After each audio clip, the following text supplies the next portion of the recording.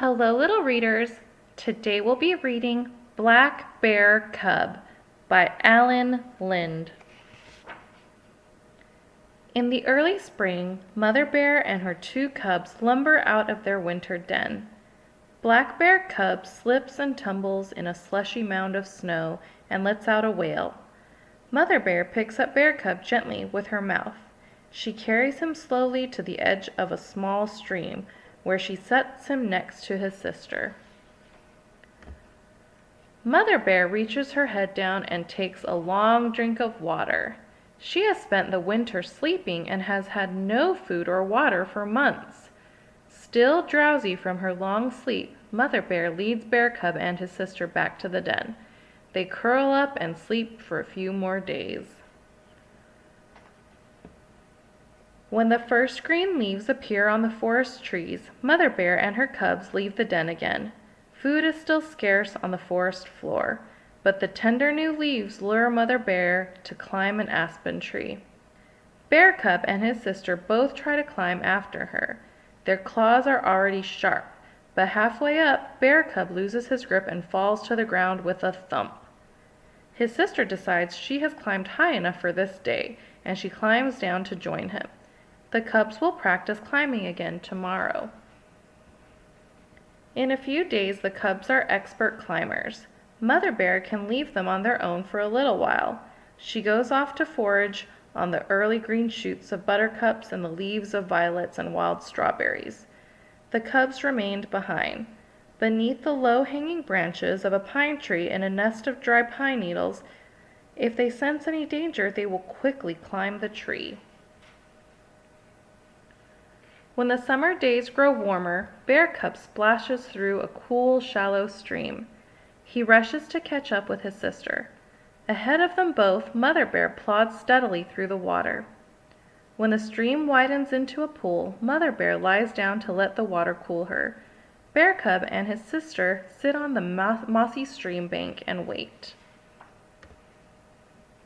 As Mother Bear leaves the pool, she stands upright, sniffing the air, testing it for danger. The cubs stand up too. They try to sniff the air just the way their mother does it. Like all black bears, their eyesight is poor, and their noses tell them far more than their eyes. All is well. Mother Bear leads the cubs to a dead oak tree. She hears a swarm of honeybees buzzing around a large hole in the tree. The cubs wait as she climbs the tree and claws at the hole until pieces of wood break off and fall to the ground. The bees get angry and try to sting her, but her fur is too thick. Whenever she has a chance, she licks a mouthful of bees from her fur and swallows them.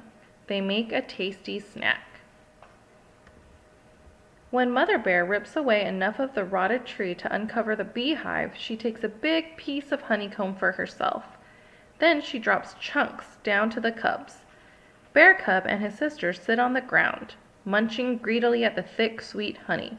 Their fur soon becomes sticky, and they lick themselves clean with their long pink tongues. Bear Cub's tongue is so long he can almost lick between his eyes. Tired and full from the sweet honey, Mother Bear lies, cooling herself in the shade of a pine tree at the edge of a small clearing. Nearby, Bear Cub climbs a 12-foot aspen tree just for the fun of it. As he climbs, the tree bends with his weight. When he nears the top, the bending tree swings him gently to the ground.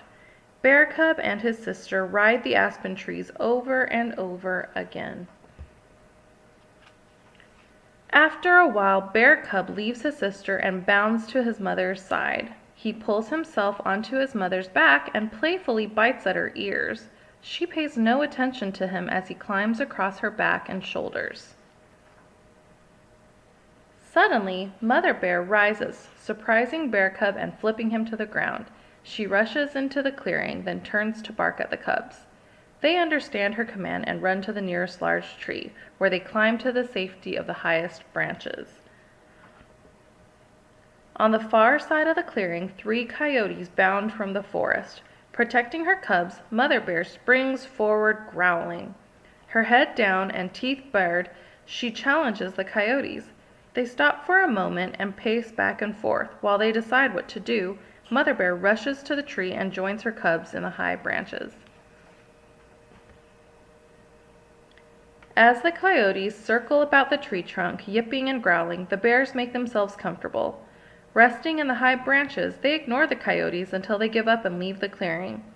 The bears spend the night in the tree to be certain that the coyotes are really gone. In the early morning light, Mother Bear climbs down. Then she woofs her permission for the cubs to join her on the ground.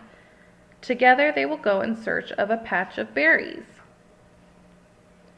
Bear Cub and his sister will spend the rest of the summer with their mother while she teaches them all they need to know to survive in the forest. During the cool weather of autumn, they will find another snug den and fill it with grass and leaves. There they will sleep through the winter. When spring finally comes, Bear Cub and his sister will be ready to begin their own lives in the forest. The end. For more stories, please subscribe to our channel, Little Readers.